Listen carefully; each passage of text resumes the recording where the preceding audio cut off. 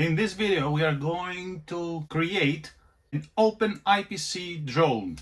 I am going to use this. It can have up to 3.5 inches propellers. It's the Flyfish RC Volador VX 3.5. It is compatible with all HD and analog, of course, cameras, but today we are going to install the Runcam Wi-Fi link. These are the propellers that I will be using.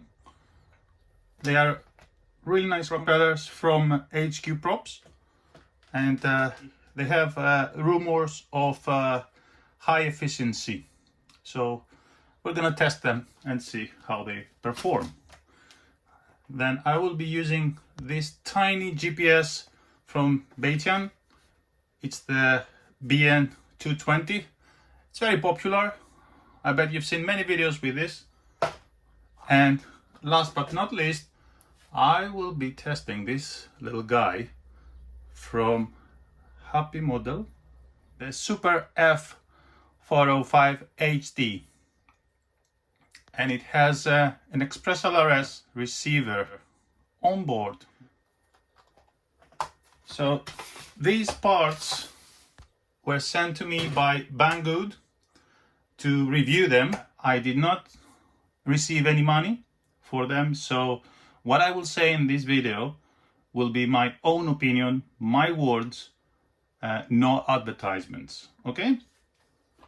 On top of all that, I received from Maps Kings these motors. So these motors are 2004 1800 kVs. They are perfect for 3.5 inches. They are quite wide, therefore they are going to be very efficient. Again, I did not sign any contract with Maps Kings, or I did not receive any money from Maps Kings. What I will say in this video will be my own words, my opinion, and I haven't been paid for it. Okay, so let's start with probably the most important part, the flight controller and the Runcam Wi-Fi link 2. So let's connect those two and see if they are actually compatible before we do anything else. Right, so let's break the seal.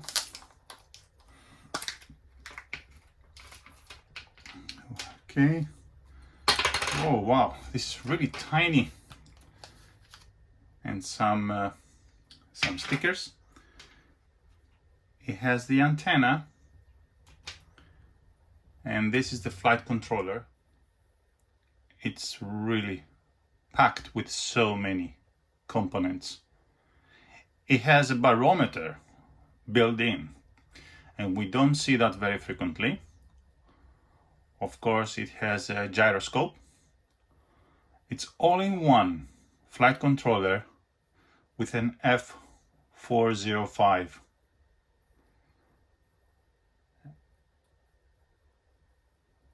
Yeah, it's really packed with so many features. Right, we will use this capacitor. It comes with this capacitor and some rubber to absorb the vibrations, and this plug, which is an XT30. It has also built-in voltage sensor and current sensor.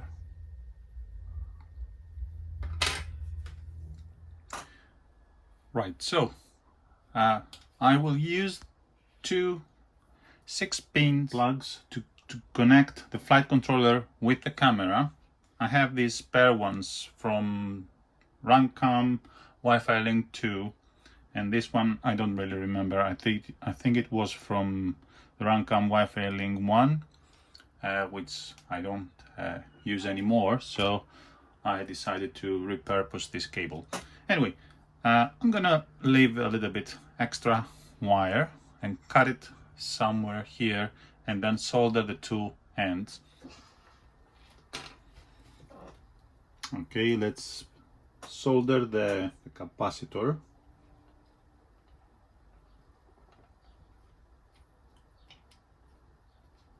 All the components here are tiny, so go very slowly. You don't want to make a mistake. Go slowly and do it only once.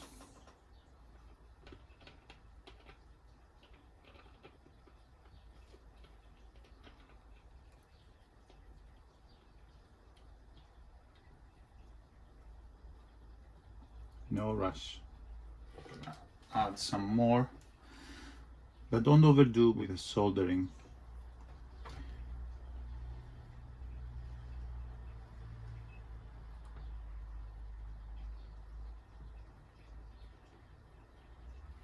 Yeah, that's it. And leave some slack here, so you will have it on top of the flight controller, something like that. And of course we will solder the cable, the wire for the battery. And you don't want to solder them reversed, so go slowly, double check the polarity,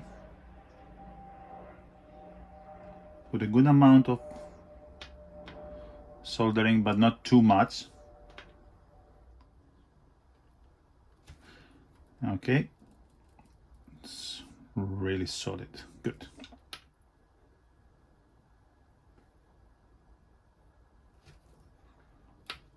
Nope.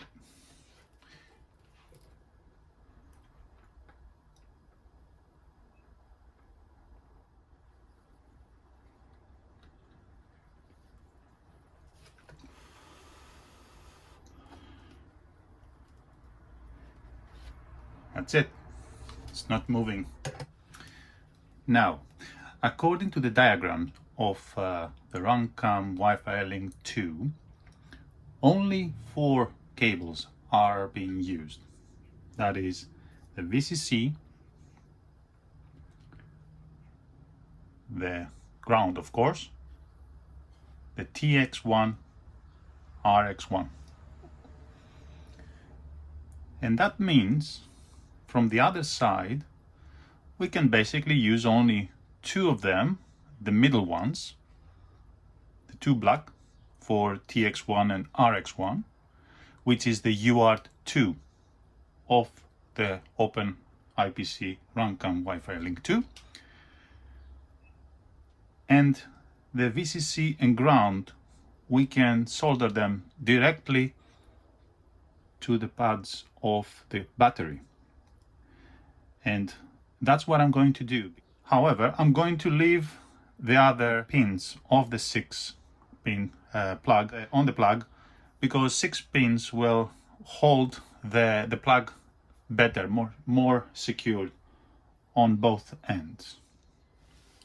Okay, so as I explained, I used from this side only the middle cables, the TX and the RX, and I soldered directly to the battery the VCC and the ground. Those cables are not in use, those ones will not be used, and these ones, these 2 as well, are also not in use by the Runcam Wi-Fi Link 2. This one goes, careful with the pins to not damage them of course, goes to this plug that normally the DJI air unit would go, but we are only using the TX and the RX. And from this side to this plug we are going to just connect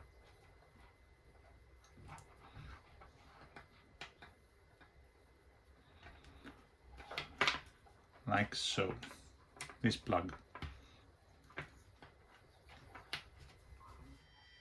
Okay, the moment of truth.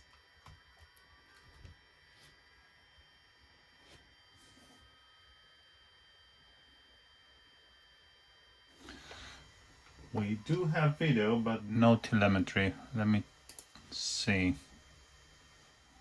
Let me try to swap the TX and then RX. Maybe I put them reversed. Okay, so I just reversed those two wires, the TX and the RX. It wasn't that hard. Accidentally, I guess I soldered them reversed. But that's fine, no problem. Let's try again. I have already powered on a test ground station, but I will go through the process how to flash and do everything on the ground station side as well.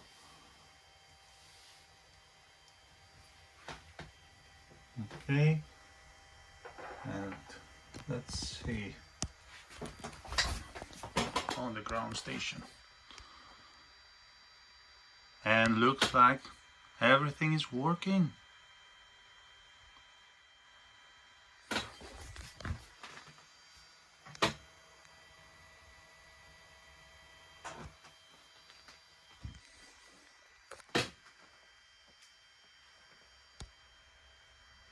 Nice.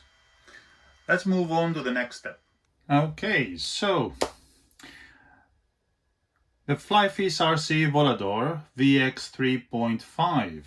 Let's assemble it.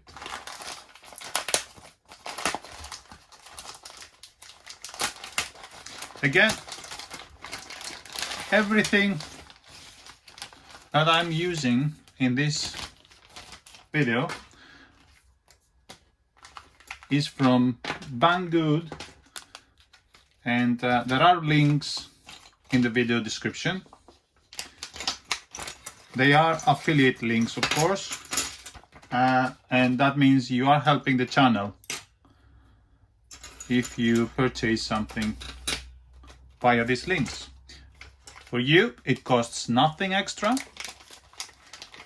It is just helping me a little bit, just a few pennies, to show the support of this channel. Okay, so you take first this plate and notice that there are some holes here that they are a little bit deeper. These holes goes down, facing down something hard, and you put the screws like that.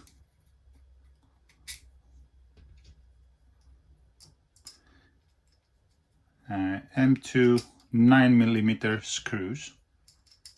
Everything is included, of course. And you place it somewhere stiff, some on the table, of course. And then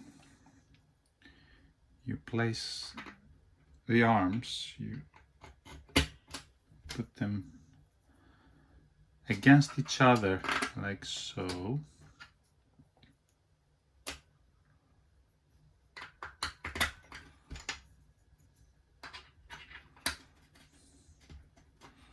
So they will fit all in as a puzzle there. And then there is this locker that secures the position of the arms, and you need to fiddle with this, play with this a little bit. Okay, and you want to make sure that the lock key is well inside, securing everything, and those holes are outside of the frame, because now we are going to use this plate, and you hold it like this, and these screws needs to go above, like so, like a sandwich. Yeah, and of course you screw the screws to the bottom plate, just like a sandwich. Yeah. Now we take the 8mm M2 screws, and we put them here. We screw them to the other ones. There will be one hole between the two, so we want this and that to be screwed to secure the arms. Something very interesting are the arms. If you take a look closely, this part is thicker than the rest of the arm. It's more like reinforced to be more stiff, harder, and less chances to break, because in most cases this is where the arm breaks. It's very interesting design. I haven't seen anything similar to any other frames. Anyway, we'll see how it performs. And then we take the 23mm screws and make sure to put them from this side. It's a bit deeper so that the head of the screw will go inside. Like this and like that. Okay, so now let's mount the standoffs. We'll need 4 small, 2 large, and 6mm screws M2. Let's put them on. The large ones will go in the front, and the other 4 will go to the rear part of the frame. And we will be using the 19mm dampers. There are 20mm dampers as well. That is for the new DJI camera, but because our camera is 19mm, we are going to use these dampers, and also make sure to put the left side of the front part and the right CNC to the right one. Don't mix them, otherwise it will not fit. Okay, so this is how it is supposed to be. Yeah, and the dampers are going inside in between, and that's how the camera will be mounted. And you can see that it fits perfectly. Next thing we're gonna do is to install the GPS. Yeah, this is a very standard GPS. It's one of the cheapest ones in the market, and it will work. We've seen many videos with this. It's a reliable GPS.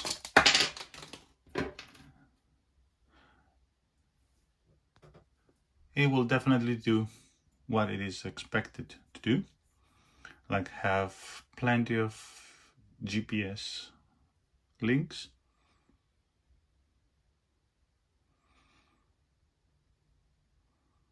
Yeah. And this wire, we will use it to solder it to the flight controller. Let's do some soldering. So I'm planning to install the GPS on this 5-volt pin, this ground, the RX6 and TX6. They are really tiny pins, so we should be really careful to not mess this. Okay, so all these are really tiny, so be super careful. Be very careful to not solder 2 pads between them, because next to them there are the pads for the motors, and that's going to be a big problem because you will probably fry a component if you solder them. And let's plug it to the Betaflight configurator and set up the GPS.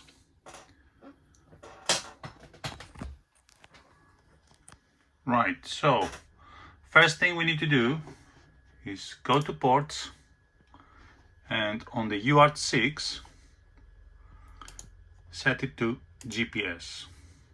Leave it to auto so it can detect automatically. Save and reboot, and then the GPS settings will appear. We use uBlocks, autobaud, autoconfig, and use Galileo. I set it to European since I'm in the UK, but you can set it according to where you are. And you click save and reboot. Also, one more thing you need to check is in the configuration tab, you need to have the GPS enabled here, which I do have. And then if we go to the GPS, it doesn't detect. Maybe I need to go outside. I can see some traffic happening here. And if I go to the ports, yeah, that's correct. That's the correct baud. Yes, that's what we need now. The GPS to be red. Red means it has been detected, but no satellites are connected yet. And you can see now it's starting doing some things here. You see? And soon we will have our location here. That's because I'm inside now. We need to go outside to confirm. Yeah, that's another one.